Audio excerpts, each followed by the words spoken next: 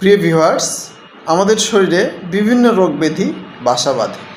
এই রোগগুলোর ভিতরে hyper acidity বা অ্যাসিডিটি খুব কমন একটি ডিজিজ বা রোগ।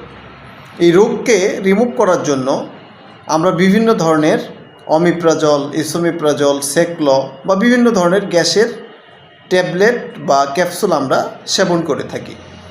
কিন্তু আদৌ কি এগুলো সেবন আমাদের বডির জন্য বা আমাদের শরীরের জন্য খুব বেটার বা ভালো একটি অপশন?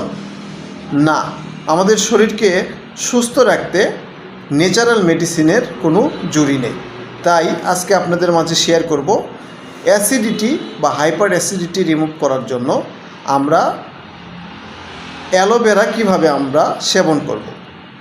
তো খুব কমন একটি ভেষজ বা হার্বস ঘৃতকুমারী বা অ্যালোভেরা, এটি আমাদের অ্যাসিডিটি রিমুভ করার জন্য খুব গুরুত্বপূর্ণ একটি ভূমিকা পালন করে থাকে। আমরা 1 গ্লাস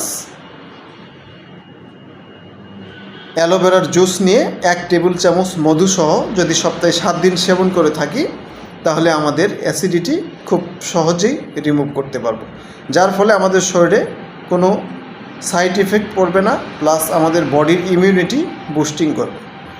ধন্যবাদ সবাইকে।